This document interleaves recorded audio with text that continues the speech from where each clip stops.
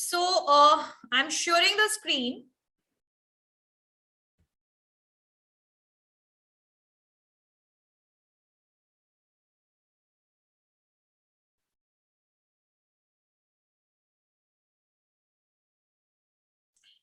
So you all are able to see it? सब लोगों को दिख रहा है? Yes, ma'am. Okay. So let's start with this chapter. यहाँ का यही chapter हम करते हैं. Okay. So we all knows about it. What is the company means? We already completed the difference between company and partnership. That is already completed. Who are the partners? What is the meaning of company? So partnership क्या होता है आपको पता होगा कि that can be possible within 2 person. Minimum 2 लोगों की जरूरत होती है. पार्टनरशिप एग्रीमेंट्स जो होते हैं that is known as the partnership deed. Partnership को रजिस्ट्रेशन कराना it is not compulsory, but if the registration will be done, it will be done under the Partnership Act 1932. If that is a LLP, अगर वो limited liability partnership है तो वो LLP Act 2008 के under में registration उसका होगा. ठीक है. लिमिटेड लाइबिलिटी पार्टनरशिप में अगर आप पार्टनरशिप डीड बनाते हैं, अगर आप एग्रीमेंट बनाते हैं, तो वहां पर आपको पार्टनर्स को क्या प्रॉफिट देना है उसकी शेयरिंग रेशियो को भी आप मेंशन करते हैं. So that is all about the partnership, right? The profit will be distributed among the partners as well as the loss will be also distributed among the partners, right? So this is the basis. Like see it is as a बोल सकते हैं कि एक तरीके से revision होते हुए चल रहा है आपका. ठीक है. सारे टर्म्स क्लियर होते हुए चलेंगे. कंपनी मोड ऑफ क्रिएशन इसका क्या है? रजिस्ट्रेशन के साथ. और स्टैच्यू इज रिलेटेड विद कानून. तो कानूनी रूप से आपका कंपनी जो है वो एस्टैब्लिश होता है. पार्टनरशिप अगर आता है तो कैसे आता है? वो बाय एग्रीमेंट आ सकता है. ठीक है. Agreement can be made. Agreement can be the oral agreement as well as there can be the verbal agreement. But if you want to decrease the conflict, the written agreement is the better one. ठीक है. Next one is legal statue. क्या है इसका? तो भाई ये जो है ये आपका सेपरेट लीगल एंटिटी कंपनी होती है. परपेचुअल सक्सेशन होता है. कोई रहे मेंबर या ना रहे, कोई पर्सन की डेथ हो जाए, कंपनी को इससे कोई भी फर्क नहीं पड़ता है. The company will be go in the future time as well. Company को खत्म करने के लिए क्या करना पड़ता है? कंपनी कैसे खत्म होता है बताओ. Yes Shweta. The winding up. Very good. Winding up. Yes Vishwas. Ma'am dissolution. हाँ. By the resolution which is pass. आपका एक डिसोल्यूशन जो है, डिसोल्यूशन होता है आपका, वाइंडिंग अप होता है, वो भी कानूनी रूप से होता है. ठीक है. सो यहाँ पर जो आपका लीगल स्टैच्यू है that is legal separate legal entity distinct from the member, separate legal entity, perpetual succession and common seal. Partnership में क्या है भाई? फॉर्म और पार्टनर जो है ये है इसका लीगल स्टैच्यू. ठीक है. लाइबिलिटी की अगर हम बात करें तो कंपनी में जो लाइबिलिटीज होती है वो आपकी लिमिटेड होती है. हमेशा याद रखिएगा कंपनी में लाइबिलिटी कैसी होती है? कैसी होती है कंपनी में लाइबिलिटी? लिमिटेड होती है. ठीक है. पार्टनरशिप में लाइबिलिटी क्या होती है? अनलिमिटेड होती है. ठीक है. अगर हम बात करें आपके ऑथोरिटी की तो divorce between ownership and management, representative management, यानी ऑथोरिटी जो होता है उसका ओनरशिप का मैनेजमेंट से कोई रिलेशन नहीं है. They both are separate. ठीक है. So that's why the word divorce is used. यहां पर जो पार्टनरशिप है आपका, यहां पर क्या सिचुएशन है पार्टनरशिप का कि यहां पर आपका राइट होता है मैनेजमेंट शेयर करने में. कोई ना कोई पार्टनर आपके साथ मैनेजमेंट में वही काम करेगा. एजेंट और प्रिंसिपल रिलेशनशिप चलता है, याद होगा आप लोगों को. ट्रांसफर ऑफ शेयर्स की अगर मैं बात करूं तो भाई पब्लिक कंपनी तो फ्रीली ट्रांसफर कर लेती है, लेकिन भाई प्राइवेट कंपनी जो है उसको बिल्कुल भी राइट नहीं है अपने शेयर्स को ट्रांसफर करने का। अगर हम पार्टनरशिप की बात करें तो यहां पर आपके कोई भी राइट नहीं है ट्रांसफर करने का शेयर्स, ठीक है। नंबर ऑफ मेंबर्स तो याद ही है सबको, याद है ना, ठीक है। प्राइवेट कंपनी में 2, मिनिमम, मैक्सिमम 200। आपकी पब्लिक कंपनी में आपके 7 members minimum, maximum unlimited. Clear?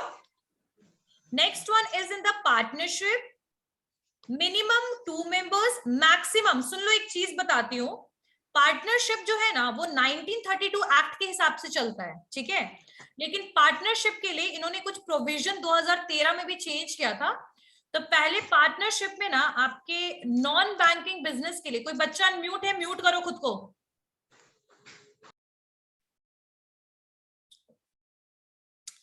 तो पहले पार्टनरशिप जो 1932 था ना, तो उसमें ना 10 मेंबर चाहिए होते थे बैंकिंग बिजनेस के लिए, नॉन बैंकिंग या नॉन फाइनेंशियल बिजनेस के लिए 20 मैक्सिमम थे। लेकिन अब उसका नंबर कर दिया गया 100। कितना कर दिया गया है? 100, ठीक है। नेक्स्ट बात करते हैं रिसोर्सेस की। तो रिसोर्सेस क्या है आपका इसमें? तो लार्ज एंड अनलिमिटेड रिसोर्सेस है आपकी कंपनी के लिए, क्योंकि पब्लिक कंपनीज के लिए फंड तो हम पब्लिक से ही रेज कर लेते हैं। भाई आपके पार्टनर का जो भी पैसा है वो पर्सनल रिसोर्स से आएगा। 2-3 पार्टनर्स है, वो पैसा लगाएंगे, चाहे वो लोन ले चाहे कुछ भी ले, so that is the personal, ठीक है। नेक्स्ट में आपकी आती है बात लीगल फॉर्मेलिटीज की। यहां पर आपके पास स्टैट्यूटरी बुक बना होना चाहिए, अकाउंट का ऑडिट कराना कंपलसरी है। अच्छा, ऑडिटिंग पता है क्या होता है? Anyone knows what is the meaning of auditing? किसी को भी नहीं पता? मैं बताती हूँ ऑडिटिंग क्या होता है। अच्छा, किसी के घर में सीए है, चार्टेड अकाउंटेंट है, कोई फैमिली मेंबर या नोन? सुना है किसी ने चार्टेड अकाउंटेंट वर्ड? सुना है किसी ने? सीए कौन होते हैं? चार्टेड अकाउंटेंट जिनको हम कहते हैं, जो चार्टेड अकाउंटेंट है ना वो कंपनी के बुक को ऑडिट करते हैं। ऑडिट करना मतलब इंस्पेक्शन, जैसे कैसे स्कूल में आपके इंस्पेक्शन के लिए दूसरी जगह से लोग आते थे, वैसे ही ये कंपनी के बुक को, फाइनेंशियल स्टेटमेंट को ये ऑडिट करते हैं। और ये हर साल करवाना फाइनेंशियल ईयर में बहुत जरूरी है। आपके मार्च के महीने में ऑडिटिंग चलता है और अप्रैल में जाकर के खत्म होता है। और यहां पर अगर आपने कोई भी इलीगल एक्टिविटीज किया है और वो अगर पकड़ा गया तो आपके ऊपर कानूनी कार्रवाई की जा सकती है, लीगल ऑफेंस है ये, ठीक है।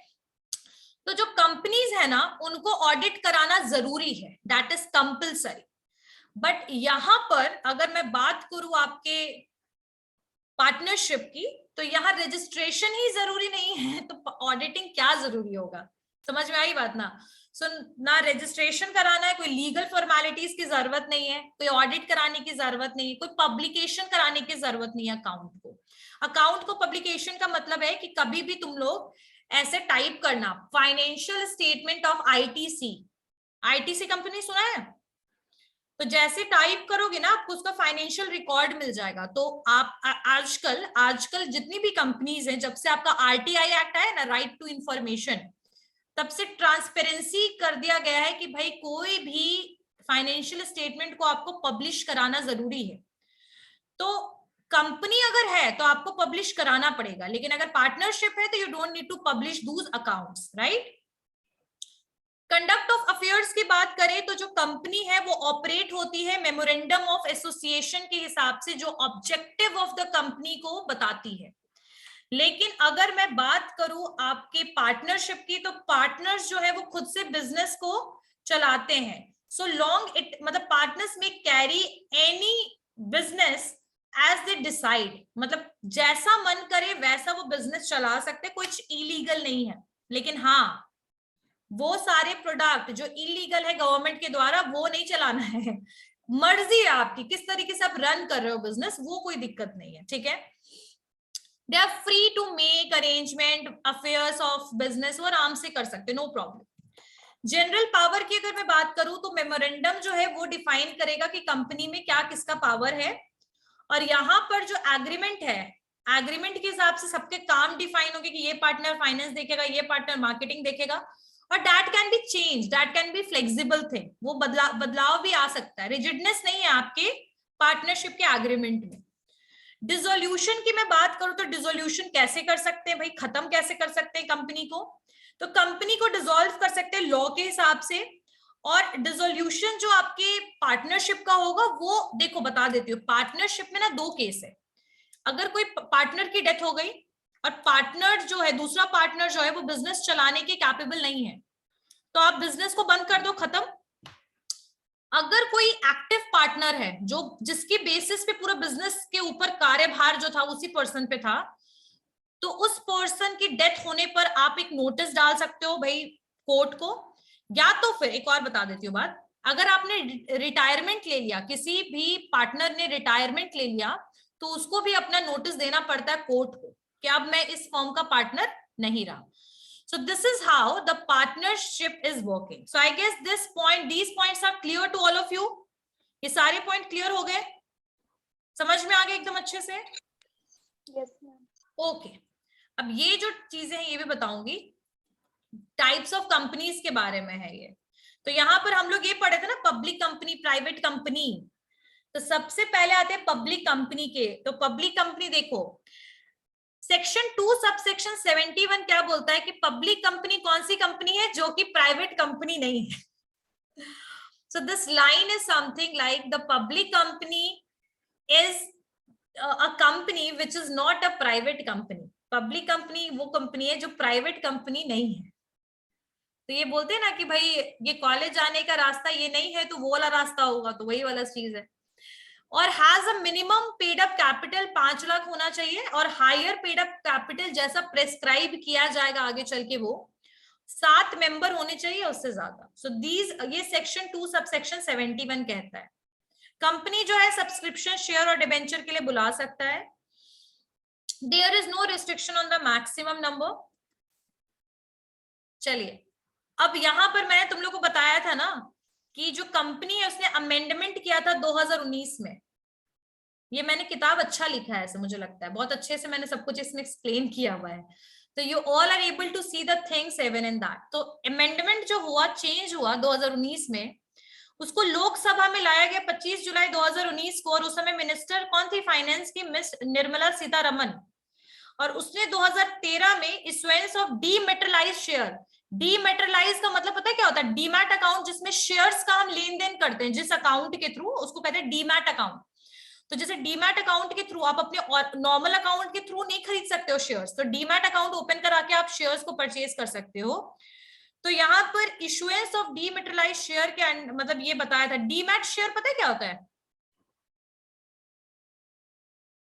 Issuance of dematerialized shares under the act, certain class of public company required to issue shares in dematerialized form only। यानी कि वैसी कंपनीज, इन ये कंपनी सिर्फ और सिर्फ डीमेटेरियलाइज्ड फॉर्म में यानी डीमेट अकाउंट के थ्रू शेयर्स को इशू करेंगी। तो ये 2019 में एक अमेंडमेंट आया था। ठीक है, चलो छोड़ो इसको, अब आगे बढ़ते। प्राइवेट कंपनी क्या है? तो भैया प्राइवेट कंपनी क्या है? तो प्राइवेट कंपनी का मतलब वो कंपनी है जिसका paid up capital, minimum paid up capital कुछ भी जो डिफाइन किया गया हो, जो रिस्ट्रिक्ट हो अपने शेयर्स को ट्रांसफर करने के लिए, और रिस्ट्रिक्शन जो है वो आपके प्राइवेट कैरेक्टर को दिखाएगा, आपकी कंपनी को। मैक्सिमम नंबर 200 है, एक्सेप्ट इन ओपीसी 1% कंपनी में मैक्सिमम नंबर इतना नहीं है। प्रोहिबिट करता है किसी भी तरीके का इनविटेशन, पब्लिक को आप सब्सक्राइब करने के लिए इनवाइट नहीं कर सकते हैं। मिनिमम नंबर ऑफ मेंबर्स 2 है, 2 से ज्यादा मतलब ऑब्वियसली 2 मिनिमम है। चलिए, अब प्राइवेट कंपनी और पब्लिक कंपनी का डिफरेंस तो समझ आ गया। रिक्वायरमेंट है 1 लाख रुपए तक का, जो कि ओमिट हुआ है 2015 के अमेंडमेंट एक्ट में। 2015, पहले 2013 में 1 लाख रुपए चाहिए था भाई प्राइवेट कंपनी को ओपन करने के लिए, बाद में उसको हटाकर 2015 में 0 कर दिया गया। जितने रुपए से स्टार्ट करना करो प्राइवेट कंपनी शुरू। अभी डिफरेंस बिटवीन पब्लिक और प्राइवेट कंपनी तो क्लियर है? क्लियर है ना? धीरज कुमार, चलिए जरा बताइए तो प्राइवेट और पब्लिक कंपनी का क्या डिफरेंस है? धीरज कुमार, रोल नंबर 74।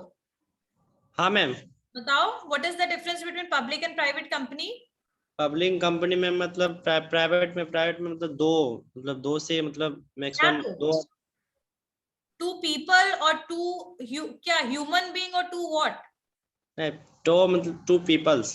हाँ, दो और हाँ, गवर्नमेंट कंपनी में मतलब दो लोग से मतलब दो मैक्सिमम हो सकता है कि मैक्सिमम दो। पब्लिक कंपनी पब्लिक में मतलब प्राइवेट में मैक्सिमम दो हो सकता है, मिनिमम दो से स्टार्टअप कर सकता है, ठीक है। तो पब्लिक में मतलब याद मतलब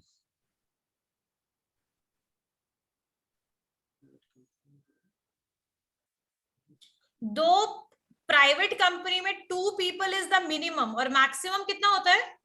200। Very good. पब्लिक में 7। मिनिमम। हाँ मिनिमम, और मैक्सिमम अनलिमिटेड। Very good. और पब्लिक कंपनी में रिस्ट्रिक्शन होता है शेयर्स में या प्राइवेट कंपनी में? फिर से मैम? रिस्ट्रिक्शन जो होता है ट्रांसफर ऑफ शेयर्स का, वो किस पे होता है, पब्लिक कंपनी या प्राइवेट कंपनी? पब्लिक में। पब्लिक में रिस्ट्रिक्शन होता है। प्राइवेट ट्रांसफर एक दूसरे, नहीं ट्रांसफर प्राइवेट में होगी। रिस्ट्रिक्शन होता है या ट्रांसफर होता है? रिस्ट्रिक्शन होती है प्राइवेट कंपनीज में शेयर्स को ट्रांसफर करने में। अच्छा, प्रोस्पेक्टस कौन इशू करेगा, पब्लिक कंपनी या private company? Prospectus public company. Public company prospectus issue करेगा, प्राइवेट क्यों नहीं करेगा? क्योंकि मैम उनके पास कंफ्यूज बोल रहे हैं। बोलो, प्रोस्पेक्टस क्यों नहीं इशू कर सकता है प्राइवेट कंपनी?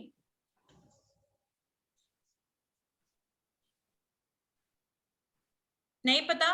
प्रोस्पेक्टस इसलिए इशू नहीं करता क्योंकि वो शेयर्स के लिए सब्सक्रिप्शन के लिए इनविटेशन नहीं देता है, क्योंकि शेयर्स पे तो रिस्ट्रिक्शन लगा है ना प्राइवेट में, तो क्यों करेगा prospectus issue?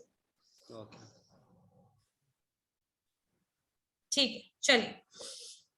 So let's start with our new topic. जो भी पब्लिक और प्राइवेट कंपनी के डिफरेंसेस तो अच्छे से पता है ना सबको? ये सारे डिफरेंसेस हैं, लगभग आई थिंक 17 डिफरेंसेस हैं। सो सेक्शन तो तुम लोग को बहुत ज्यादा नहीं पढ़ना है, तो सेक्शन वेक्शन रहने दो। बस याद रखना कि मीनिंग में डिफरेंस क्या है। मिनिमम कैपिटल यहाँ प्राइवेट में जो है वो अब 1 लाख नहीं है, तो इसको कर दो 0। अच्छा, ये चेंज नहीं होगा। सो यहाँ मिनिमम कैपिटल कर देना 0, no limitation.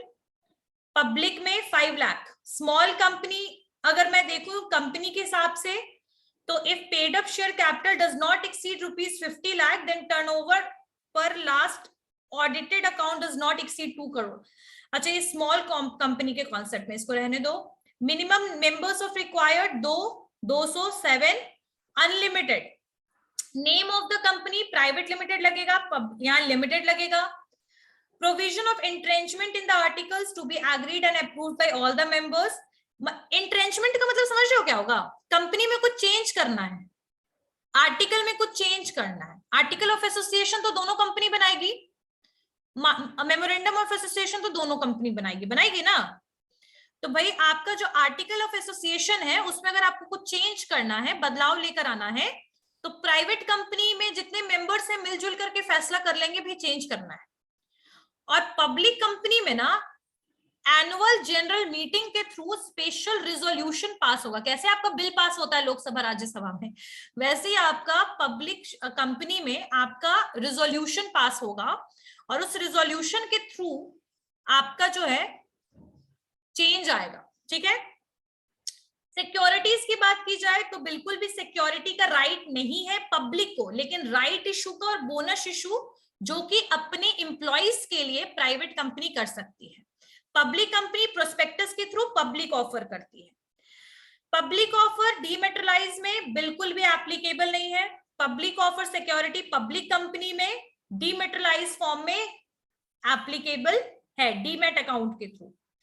Security public offer में लिस्टेड स्टॉक एक्सचेंज में बिल्कुल भी नहीं, प्राइवेट कंपनी लिस्टेड नहीं है बॉम्बे स्टॉक एक्सचेंज में, नेशनल स्टॉक एक्सचेंज में लिस्टेड नहीं है, लेकिन पब्लिक कंपनीज बिल्कुल रजिस्टर्ड है।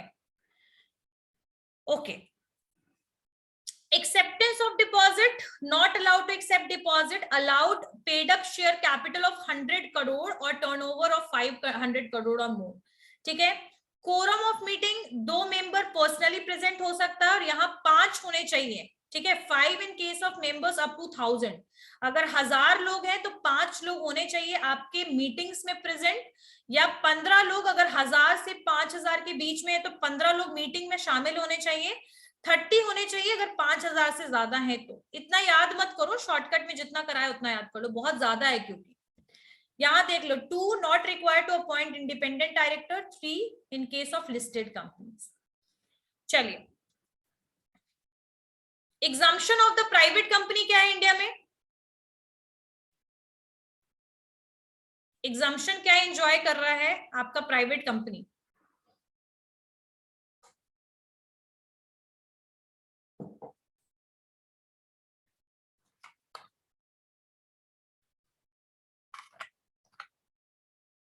सबसे पहले एग्जाम्पशन है कि पब्लिक कंपनी की तरह आप लोग को 7-8 लोगों की जरूरत नहीं है, 2 लोग काफी है।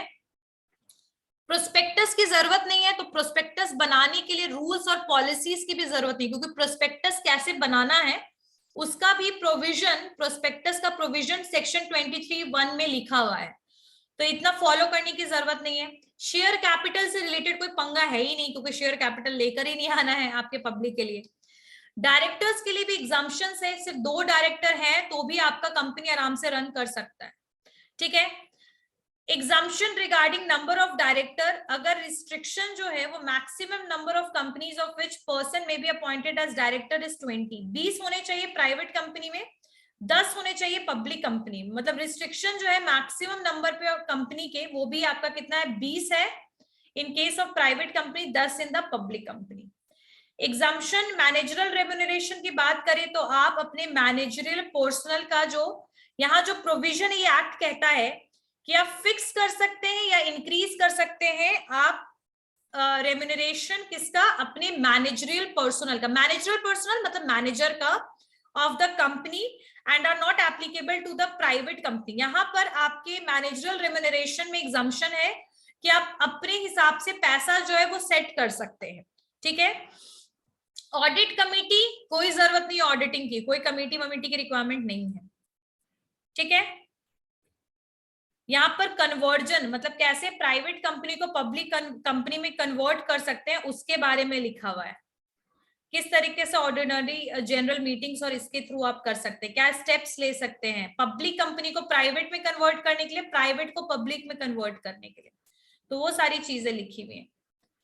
तो सुनना है ये भी, कैसे कन्वर्ट कर सकते हो पब्लिक को प्राइवेट में, प्राइवेट को पब्लिक में। चलो देखते हैं फिर। अच्छा, कन्वर्जन का मतलब देखो, आजकल आप लोगों ने देखा होगा जो एयर इंडिया है वो क्या हो गई है, प्राइवेट कंपनी में, वो प्राइवेट हो गई। लेकिन ये मत बोलना कि पब्लिक कंपनी प्राइवेटाइज हो गई। Privatisation can only done with the government company. जो गवर्नमेंट सेक्टर है वो प्राइवेटाइज होती है, उसके लिए हम प्राइवेटाइजेशन यूज करते हैं। यहाँ पर कन्वर्जन है यानी चेंज हो रही है। ठीक है, तो सेक्शन 14 कहता है कंपनीज एक्ट का कि during conversion of the private into public company किस तरीके से हम कन्वर्ट कर सकते हैं प्राइवेट कंपनी को पब्लिक कंपनी में, और इसके लिए क्या क्या चीजों को करने की जरूरत है। तो conversion of a private company into public company involve alteration. अच्छा, अल्टरेशन का मतलब क्या है? चेंज करना। मैम चेंज करना। यस मानवी, बोलना है या क्या? हैंड रेज है आपका, बताइए। मैम चेंज वही बोल रही हूँ। अच्छा, गुड। सो यहाँ पर आपको अपने आर्टिकल ऑफ एसोसिएशन में चेंज लाना पड़ेगा, जो कि प्राइवेट कंपनी के अंडर में जो भी है आपको अल्टरेशन करना पड़ेगा पहले आर्टिकल ऑफ एसोसिएशन में। ठीक है, यहाँ पर क्या है, सेक्शन 14 ऑफ कंपनीज एक्ट 2013 जो है वो कन्वर्जन करती है प्राइवेट कंपनी को पब्लिक कंपनी में। प्राइवेट कंपनी का जो कन्वर्जन पब्लिक कंपनी में होता है वो सबसे पहले शुरुआत होती है alteration of article of association से under section 14 which cannot be completed without passing special resolution of the shareholder in the general meeting. ठीक है, तो यहाँ पर अगर आप प्राइवेट लिमिटेड कंपनी को पब्लिक कंपनी में अगर कन्वर्ट कर रहे हो तो यहाँ पर आपको स्पेशल रिजोल्यूशन पास करना पड़ेगा, जनरल मीटिंग अरेंज करना पड़ेगा, तब जाके पब्लिक प्राइवेट कंपनी को पब्लिक में आप चेंज करोगे। ठीक है, 3 तरीके से चेंज किया जा सकता है। Conversion by default. डिफॉल्ट का मतलब क्या है कि जब कोई private company make defaults in complying the essential statutory requirement, मतलब एक प्राइवेट कंपनी के रूल्स पॉलिसीज को अगर वो फॉलो नहीं कर रही है तो कंपनी उससे एग्जेम्पशन और जो प्रिविलेज है वो छीन लेती है और इस तरीके से ही प्राइवेट की जगह पब्लिक कंपनी कहलाने लगती है। ठीक है, सेकेंड यहाँ क्या है, conversion bye operation of law, यानी कि आप लॉ के थ्रू स्टैट्यूटरी रिक्वायरमेंट को फुलफिल करते हुए आप पब्लिक कंपनी में कन्वर्ट करो। कन्वर्जन बाय चॉइस, अगर आप चाहें तो आर्टिकल ऑफ एसोसिएशन में अल्टर कीजिए और उसके बाद स्पेशल रिजोल्यूशन पास करके जनरल मीटिंग में अपना आप कन्वर्ट कर लीजिए पब्लिक प्राइवेट को पब्लिक में।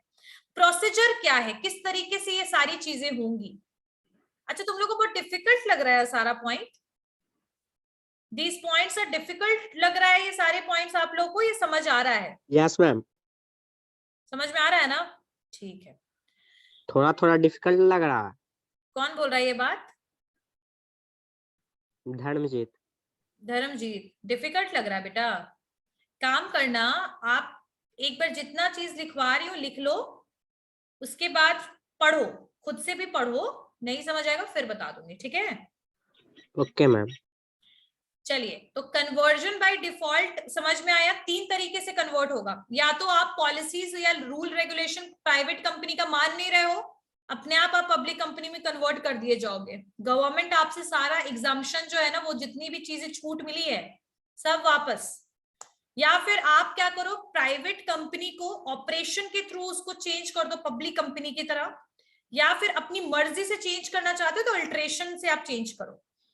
प्रोसीजर क्या क्या है, बोर्ड मीटिंग बुलाइए। क्या मीटिंग बुलाना है? Board meeting. बोर्ड मीटिंग में कौन बैठता है? Board of directors. ठीक है, तो फिर बोर्ड मीटिंग बुलाइए, यहाँ पर डायरेक्टर के सामने ये बात रखिए कि भाई अब हमको प्राइवेट कंपनी नहीं चलाना है, पब्लिक कंपनी चलाएंगे हम लोग। ठीक है, तो अल्टरेशन होगा आर्टिकल ऑफ एसोसिएशन में। अब उसके बाद जो भी, अगर आपके शेयर होल्डर्स प्राइवेट कंपनी में तो होते हैं नहीं, आप लोग को याद होगा, एक मिनट सर, यस सर बोलिए। यस सर, चलिए,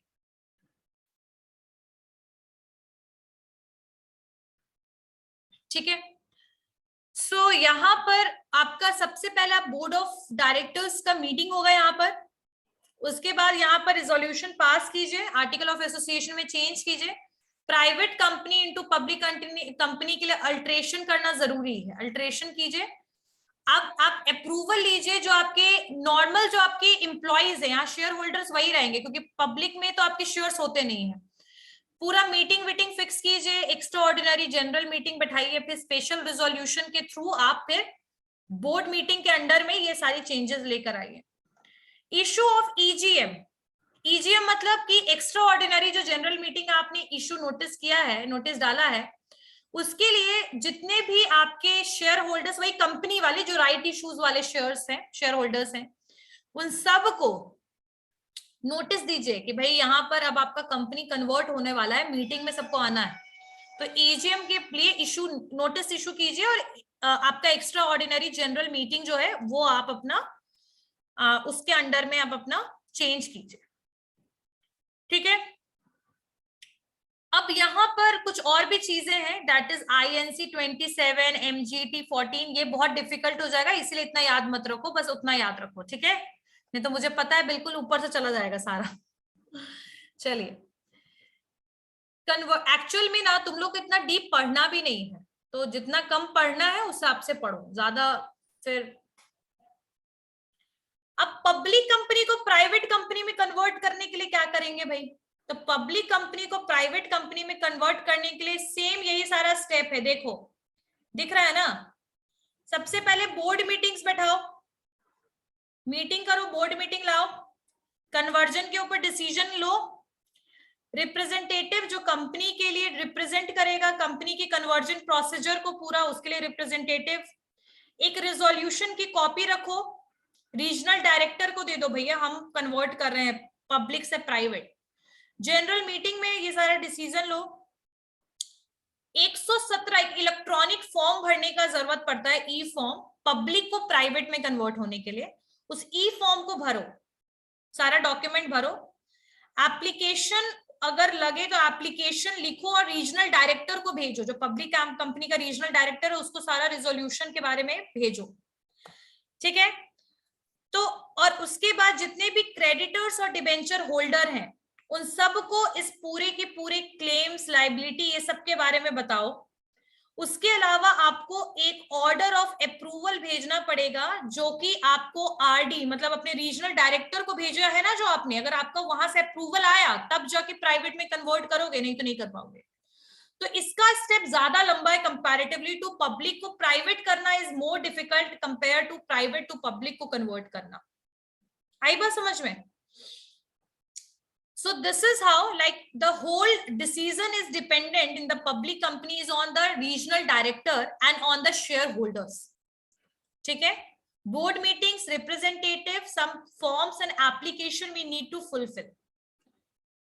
अच्छा, अब आता है कि स्मॉल कंपनी।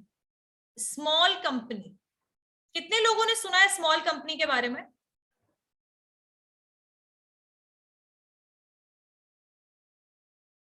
कितने लोगों ने सुना है स्मॉल कंपनी के बारे में? ये बताओ। क्या हो गया अभिनव, हेडेक हो रहा है? No ma'am. समझ में आ रहा है? अच्छा। अच्छा, स्मॉल कंपनी के बारे में कितने लोगों ने सुना है? अच्छा, पब्लिक कंपनी प्राइवेट कंपनी का क्या सीन है, थोड़ा शॉर्टकट में बता देती हूँ। पब्लिक कंपनी जो है वो आपका प्राइवेट कंपनी में कन्वर्ट होने के लिए उसको 2-3 लोगों से परमिशन लेना पड़ता है, 2-3 जगह से, रीजनल डायरेक्टर से, शेयर होल्डर से, और आपको गवर्नमेंट की कंप्लायंसेस को फुलफिल करने के लिए एक इलेक्ट्रॉनिक फॉर्म्स भी भरना पड़ता है। सारा इंफॉर्मेशन दीजिए, क्योंकि आप प्राइवेट में क्यों कन्वर्ट हो रहे हो उसका रीजन। प्राइवेट को पब्लिक में कन्वर्ट होने के लिए एक एक्स्ट्रा ऑर्डिनरी जनरल मीटिंग रखना पड़ता है। जितने भी उसके लोग हैं, जितने भी मेंबर्स हैं, एक मीटिंग रखते हैं, डिसाइड करते हैं, बोर्ड ऑफ डायरेक्टर्स बैठते हैं और फिर उसको कन्वर्ट कर लेते हैं पब्लिक में, और अपने आर्टिकल ऑफ एसोसिएशन में क्या करते हैं, अल्टरेशन लेकर आते हैं। यहां पर भी आर्टिकल ऑफ एसोसिएशन में अल्टरेशन होगा, जो बहुत सारी चीजें इसमें नहीं लिखी हैं। Article of association, the decision is dependent upon the regional director and on the share holders. Clear हो गई बात? समझ में आया? ठीक है। अब जो स्मॉल कंपनी है, ये सेक्शन 2 सबसेक्शन 85 में इसके बारे में डेफिनेशन दिया गया है। क्या है वो डेफिनेशन? सुनिए। स्मॉल कंपनी का मतलब है वो कंपनी जो कि पब्लिक कंपनी से अलग होगी। देखिए, पब्लिक कंपनी एक कंपनी है, एक कंपनी प्राइवेट कंपनी है, ठीक है। तो कभी भी याद रखिएगा कि वो पब्लिक कंपनी 1 पर्सन कंपनी नहीं होगी, जब भी होगी वो प्राइवेट कंपनी की तरह ही काम करेगी, स्मॉल कंपनी, ठीक है। पेड अप शेयर जो कैपिटल होगा does not exceed 50 lakh rupees, यानी मिनिमम के बारे में नहीं कहा जा रहा, मैक्सिमम 50 लाख रुपए से पेड अप कैपिटल ज्यादा नहीं होना चाहिए। मिनिमम के बारे में प्राइवेट में कितना पैसा है? 0 से 0.125 रुपीज। कोई भी मिनिमम अमाउंट प्रेस्क्राइब नहीं है। 2015 के अमेंडमेंट के बाद 1 लाख वाला कंसेप्ट खत्म। स्मॉल कंपनी में मिनिमम वाला वही प्राइवेट वाला सीन है, कोई भी मिनिमम का कुछ इसमें नहीं है, लेकिन 50 लाख रुपए से ज्यादा टर्नओवर नहीं होना चाहिए इसका। 50 लाख कितना होना चाहिए? 50 लाख रुपया, ठीक है। एंड 1 मिनट, 10 करोड़ तक इसको बढ़ाया जा सकता है कोई सर्टेन केसेस में। ये जो प्रेस्क्राइब्ड अमाउंट लिखा है ना, इसका मतलब ये नहीं कि 10 करोड़ रुपए तक हो सकता है। हाँ, एक्सेप्शनल कुछ केसेस है जब आप स्मॉल कंपनी को 10 करोड़ रुपए तक खींच सकते हो, यानी that can be expanded to 10 crore, but maximum कितना होना चाहिए? 50 लाख। कुछ प्रोविजंस नहीं होता है, जैसे कि आपका कैसा होता है कि कुछ में चेंजेस आप ला सकते हो, प्रोविजंस। तो यहां बोला गया है कि अगर चाहे गवर्नमेंट चाहे तो इसको प्रेस्क्राइब कर सकती है हायर अमाउंट, 50 लाख से ज्यादा, लेकिन वो भी 10 करोड़ से ज्यादा नहीं बढ़ेगा। किसी भी केस में 10 करोड़ से ज्यादा का इसका पेड अप कैपिटल नहीं होगा। मैक्सिमम 50 लाख है। गवर्नमेंट अगर प्रेस्क्राइब करेगी तो खींच करके 10 करोड़ तक कर सकते हैं। समझ में आया? कॉन्सेप्ट क्लियर हुआ कि आपका 50 लाख मैक्सिमम है जो नॉर्मल सब ओपीसी के लिए है। 50 लाख से 10 करोड़ तक खींच करके चाहे तो गवर्नमेंट करवा सकती है, मतलब ये it is totally dependent upon the government. 10 crore तक उसको खींच सकती है, वो भी 10 करोड़ से वो भी ज्यादा इसके ऊपर अलाउ नहीं करेगी। आगे बात समझ में?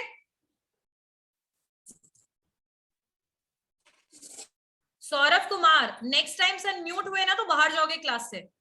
And Gulshan, this is the class, you can't able to talk in the class like this. You are on the mobile phone, I saw it. You were on the call. Don't do this again in my class. Okay. So I guess this point is clear that what is one person company? OPC क्या है आपकी? one person company जिसमें एक person के through भी आप company शुरू कर सकते हैं। पेड अप कैपिटल जो होना चाहिए वो जैसे प्राइवेट कंपनी का कोई मिनिमम अमाउंट नहीं है, मैक्सिमम 50 लाख होना चाहिए। हायर अमाउंट हो सकता है according to prescribed by the government, but that is still 10 crore, not more than that. ठीक है। इसके बाद इसका जो टर्नओवर होना चाहिए, टर्नओवर का मतलब कि एक साल में कितने रुपए का सेल बिक्री क्या हो रहा है आपका। ठीक है। तो जो टर्नओवर होना चाहिए इसका पर प्रॉफिट और लॉस अकाउंट के हिसाब से अगर देखा जाए तो 2 करोड़ रुपए से इसका फाइनेंशियल ईयर का टर्नओवर नहीं होना चाहिए, और 100 crore rupees as prescribed by the government. अगर यहाँ 10 करोड़ रुपए तक आपका पेड अप कैपिटल बढ़ सकता है तो यहाँ 100 करोड़ रुपए तक आपका 100 करोड़ रुपीस तक आपका जो आपका टर्नओवर है वो बढ़ सकता है, लेकिन मिनिमम आपका होना कितना चाहिए, ये ऐसे 2 करोड़ से ज्यादा नहीं होना चाहिए। रुको मैं इसको ना थोड़ा सा शेयर करके बता रही हूँ स्क्रीन। कुछ बच्चे सोच रहे हैं मैम यहाँ दो अमाउंट क्यों है। सो देखिए, जो ओपीसी है उसका जो मैक्सिमम पेड अप कैपिटल है, पेड अप कैपिटल जो है दैट इज 50 लाख। अगर गवर्नमेंट ने या फिर आपके कंपनी एक्ट के थ्रू इसको प्रेस्क्राइब किया जाएगा तो ये 10 करोड़ तक जा सकता है। पेड अप कैपिटल की बात हो रही है।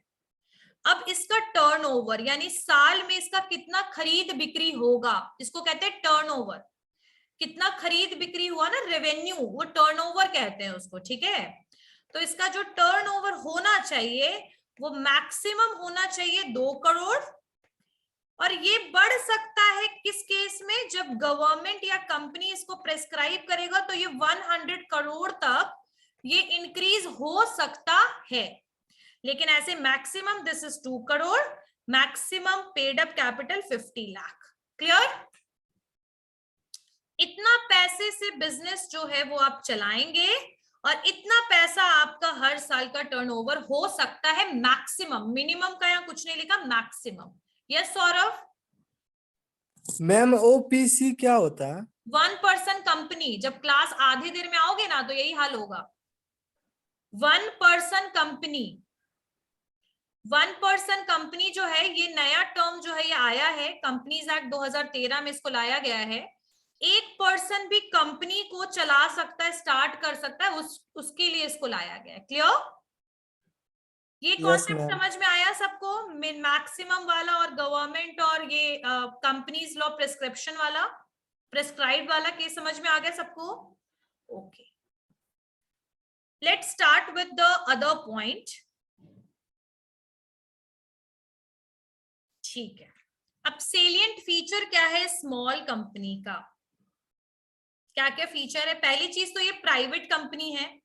ओनली अ प्राइवेट कंपनी जो है वो एक स्मॉल कंपनी की तरह चल सकती है। सिर्फ प्राइवेट कंपनी, ओपीसी और प्राइवेट कंपनी में कोई डिफरेंस नहीं है एक तरीके से देखा जाए, अमाउंट के मामले में है, लेकिन प्राइवेट कंपनी जैसे चलती है ना एग्जम्पशंस वगैरह, वैसे ही इनको भी एग्जम्पशंस बहुत सारे मिले। ठीक है। इसीलिए से प्राइवेट कंपनी को हम 1 पर्सन कंपनी कह सकते हैं, पब्लिक कंपनी 1 पर्सन कंपनी नहीं हो सकती। ठीक है, टाइप ऑफ कंपनीज की अगर हम बात करें तो होल्डिंग और अ सब्सिडियरी कंपनी हो सकता है, ये चैरिटेबल कंपनी हो सकता है, company governed by any special act. अच्छा, ये कैन नॉट बी क्लासिफाइड और mentioned as a small company. अच्छा सुनो, होल्डिंग कंपनी क्या होता है, कोई बताएगा? What is the meaning of holding company? Ma'am जो 51% शेयर रखता है सब्सिडरी कंपनी का, मैम जिसके पास कंपनी 1% ज्यादा शेयर होता है होल्डिंग कंपनी के पास। गुड, लेकिन बोल कौन रहे हो बेटा? Pallavi, Pallavi, you are speaking. Who is speaking? Vishwas, you are able to hear me?